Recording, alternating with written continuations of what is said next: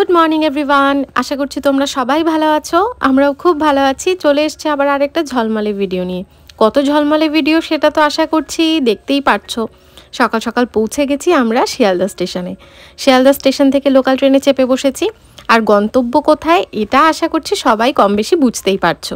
ঠিক ধরেছো, আমরা এখন যাচ্ছি চাকদায়, মানে আমাদের বাড়িতে। কৃষুবাবু কিন্তু এখানে আসার সাথে সাথেই চটপটি ঝালমুড়ি এই সমস্ত দেখে ভীষণ পরিমাণে এক্সাইটেড হয়ে পড়েছে। কিন্তু আমরা মোটামুটি 10:15-20 নাগাদই শিয়ালদা স্টেশন থেকে লোকাল ট্রেনে চেপে বসেছি। এত সকালবেলা ওকে আর এগুলো দিইনি, তবে সেই সবের বদলে একটা বাদামের খাজা খেয়েছে। আশেপাশে সিনারি দেখতে দেখতে কৃষুবাবু পৌঁছে গেছে মামা বাড়িতে। এবছর আমরা চাকদা স্টেশনে নামিনি, চাকদা স্টেশনের বদলে পালপাড়া স্টেশনে নেমে পড়েছি। আর একদম সবুর করতে পারছিলাম না। আসলে আমাদের বাড়িটা তো চাকদা পালপাড়ার মাঝখানে, যে কোনো একটা স্টেশনে নামলেই হয়। ফাইনালি আমরা পৌঁছে গেছি। মা বাবাকে জানানো আছে যে আমরা আসছি, তবে ওরা জানে আমরা কালকে আসছি। আর এখন হঠাৎ করে গিয়ে ধপ্পা দিয়ে দেবো, দেখা যাক ওদের রিয়াকশনটা কীরকম হয়। চাকদা নামলেও হয়, পালপাড়া নামলেও হয়, আমরা পালপাড়া নেমেছি আজকে। তবে পালপাড়া স্টেশনে নামলে আগে যেরকম একটু টোটো কম পাওয়া যেত, এবছর দেখছি প্রচুর টোটো রয়েছে। একটা টোটো ঠিক করে নিয়েছি। টোটোয় চেপে আমাদের বাড়িতে আসতে ওই 5-7 মিনিট মতন সময় লাগলো। আর যেহেতু বাড়িতে কেউ জানতো না যে আজকে পৌঁছাবো আমরা, তো সবাই তো আমাদের দেখে একেবারে চমকে উঠেছে, যেরকম চোখের সামনে ভূত দেখে ফেলেছে। তবে তাদের চোখে মুখে একটা অদ্ভুত ধরনের শান্তিও দেখতে পাচ্ছি। আমরাও ভীষণ পরিমাণে খুশি।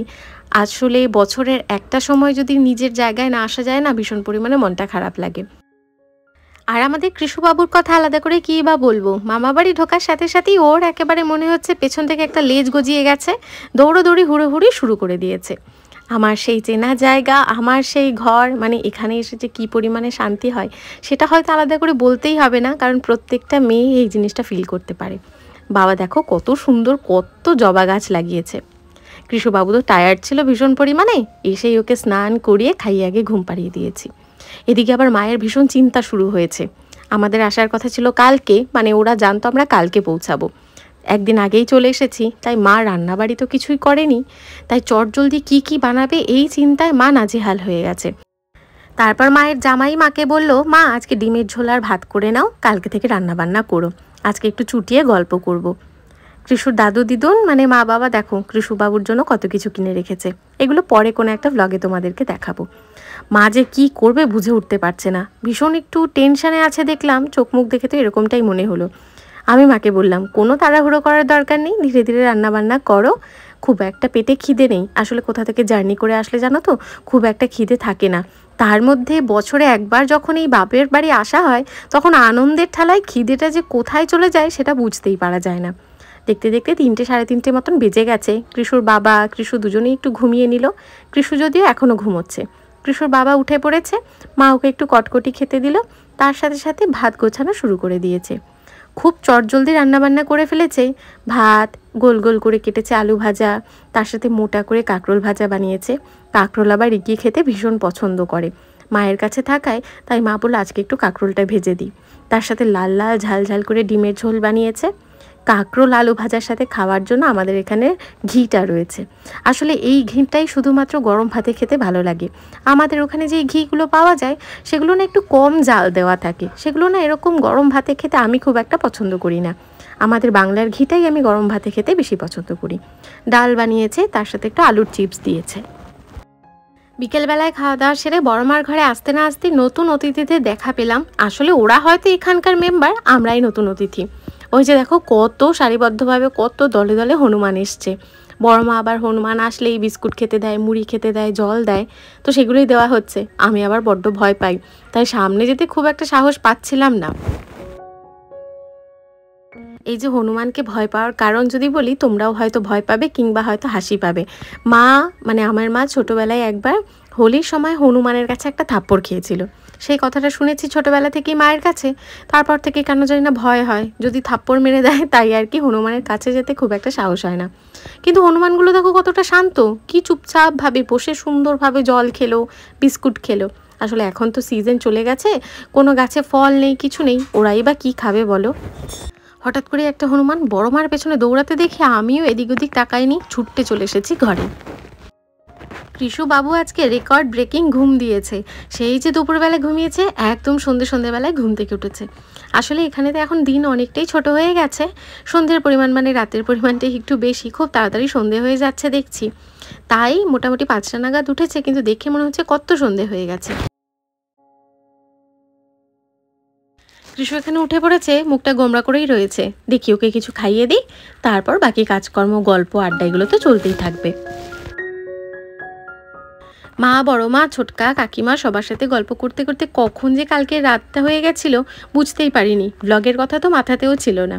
আজকে সকাল থেকে ব্লগটা আবার কন্টিনিউ করছি। ওই যে কালকেই তোমাদের দেখালাম না, বাবা মা কৃষুবাবুর জন্য অনেক কিছু কিনে রেখেছে। তার মধ্যেই নাইট স্যুটটা ছিল, ভীষণ কিউট একটা নাইট স্যুট। কালকে রাতে দেখলাম হালকা ঠান্ডা ঠান্ডা মতন ছিল, তাই আমি ওকে এটা পরিয়েই ঘুম পাড়িয়েছিলাম। বেশ সুন্দর ঘুম হয়েছে। তাছাড়াও ভীষণ পরিমাণে টায়ার্ড তো ছিলই। ভীষণ ভালো একটা পরিবেশ তৈরি হয়েছে এখানে, হালকা ঠান্ডা ঠান্ডা রয়েছে। ভীষণ সুন্দর ঘুমিয়েছে কৃষুবাবু। সকালবেলা ঘুম থেকে উঠে খুব একটা বুঝে উঠতে পারছে না, মানে হঠাৎ করে হয় না, বাচ্চা মানুষ ছিল 2 দিন আগে অন্য জায়গায়, এখন চলে এসেছে অন্য জায়গায়, তাই অনেকক্ষণ সিঁড়ির কাছে কি চুপচাপ বসেছিল। তারপর যে বুঝতে পারলো মামা বাড়িতে ঘুরতে এসেছে, ব্যাস অমনি তিরিং বিরিং করে লাফানো শুরু হয়ে গেছে। এখানে আবার দিদুনের কাছে এসে বসলো খানিকক্ষণ আবার বাবার কাছে এসে বসলো, খানিকক্ষণ আমার কাছে আসলো। তারপর দাদুনের ফোনটা নিয়ে কি গল্প শুরু করেছে, একেবারে বড় মানুষের মতন। কৃষুবাবু প্রত্যেকবারই যখন এখানে আসে তখনই কারোর না কারোর একটা ফোন কানে দিয়ে ওরে গল্প করা শুরু করে। আর এই গল্প করা দেখে যে কি হাসি পায় বলার না। এখন সকালবেলা বাজারে যাওয়ার কথা ছিল একটু চিংড়ি মাছ আনার জন্য, তো রাস্তা দিয়ে যাচ্ছিল একটা কাকু, ওখান থেকেই নিয়েছে। চিংড়িগুলো বেশ ভালো। আমাদের একেবারে বাড়ির কাছেই বাজার আছে, আর চাকদা মেইন বাজার তো রয়েইছে। তবে মা মোটামুটি বাড়ির কাছের বাজারটা থেকেই সবজি, মাছ, মাংস এই সমস্ত জিনিস এনে থাকে। তবে আজকে পাড়া দিয়ে একটা কাকু যাচ্ছিল, বেশ সুন্দর সুন্দর চিংড়ি মাছ ছিল, মৌরলা মাছ ছিল। তো মাকে বললাম, মা একটু চিংড়ি মাছ রেখে দাও। কৃষুর বাবা আবার চিংড়ি মাছটা খেতে বেশ পছন্দ করে, তাই আর মার আজকে বাজারে যায়নি, এই কাকুটার কাছ থেকেই বেশ অনেকটা চিংড়ি মাছ রেখে দিয়েছে। এটা দিয়ে সুন্দর একটা রেসিপিও শ্যুট করব। কৃষুর বাবাই বলছিল যে চিংড়ি মাছ দিয়ে ও নাকি ফুলকপি আলু দিয়ে ঝোল খাবে। আগের বার যখন এখানে এসেছিলাম তখন এক শ্রাদ্ধ বাড়িতে কৃষুর বাবা আলু ফুলকপি দিয়ে চিংড়ি মাছের ঝোলটা খেয়ে ভীষণ ভালো বলেছিল। বাড়িতে এসেই বলেছিল আমাকে একদিন বানিয়ে দিও। তারপরই আমরা আবার ফিরে গিয়েছিলাম আহমেদাবাদ, আর সেই চিংড়ি দিয়ে ফুলকপি আলুর ঝোলের কথা ভুলে গেছিলাম। আবার এখানে আসাতে চিংড়ি মাছ দেখে ওর মনে পড়ে গেছে সেই ঝোলের কথা। তাই আজকে আর এদিক ওদিক করবো না, ওর পছন্দ মতন ওই চিংড়ি মাছ দিয়ে আলু ফুলকপির ঝোলটাই বানিয়ে দেবো। আমি একটু সুন্দর করে শাড়িটা পরে নিয়েছি, শাড়িটা পরেই আজকে ভাবছি রেসিপিটা শ্যুট করব। এখানে কৃষু ভীষণ কান্নাকাটি করছিল বাইরে যাওয়ার জন্য। আর বলো না, মা তো সকালবেলায় ছোলার ডাল লুচি বানিয়ে রেখে গেছে। এবার যেহেতু চিংড়ি মাছটা এখান থেকে রেখে দিয়েছি, কিন্তু সবজিওয়ালা কোনো কাকু যাচ্ছিলই না, তাই মাকে অগত্যা বাজারে ছুটতেই হলো। একটুখানি ফুলকপি তো লাগবেই, তাই ফুলকপি আনতে গিয়েছে মা বাজারে। আমার এত পরিমাণে খিদে পেয়েছে, আমি আর বসে থাকতে পারছিলাম না, মাথাটা ভীষণ পরিমাণে ঘুরছিল, তার মধ্যে ওষুধ খাওয়ার থাকে। তাই মা বলল যে তুই খেয়ে নে তাড়াতাড়ি করে, আমি এসে খেয়ে নেবো। আমিও আর দেরি করিনি, আমিও অল্প একটু লুচি আর ছোলার ডাল নিয়ে বসে পড়েছি। ফাইনালি আমার রান্নাবান্না হয়ে গেছে। আমি আর ওই কড়াইটা নামাতে পারবো না, মাকে দিয়ে নামাচ্ছি। এই যে ঢেকে রেখে দাও। হয়ে গেছে আমার রান্নাবান্না, মেকআপ গলে জল হয়ে গেছে। কৃষ্ণ দিকে বাড়াবাড়ি শুরু করেছে, তার মধ্যে তীব্র গরম, এত রোদের তাপ। কালকে একদম ভোরবেলা থেকে শ্যুটটা না করলে আর হবে না।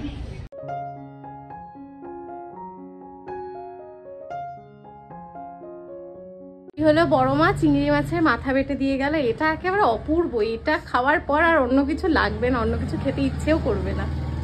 আজকে তো টুকটুক করতে করতে অনেক কিছু রান্না বান্না হয়ে গেছে। ভাত, টমেটো দিয়ে মুসুরির ডাল, চিপস, আলু ফুলকপি চিংড়ি মাছের ঝোল, মোটা করে চাল কুমড়ো ভাজা, কাঁকরোল ভাজা, চিংড়ি মাছের মাথা বাটা, জমিয়ে খাওয়া দাওয়া হলো আজকে। এখন তো আমরা বেশ কিছুদিন ছুটিতে এখানেই থাকছি, এখানে সুন্দর সুন্দর ব্লগ আসবে রোজ। আজকের ব্লগটা এখানেই শেষ করছি। যদি কিছু ভালো লেগে থাকে তাহলে অবশ্যই লাইক আর কমেন্ট করে জানাতে ভুলো না। তোমাদের সাথে দেখা হবে কালকে অন্য একটা ঝলমলে ভিডিওতে।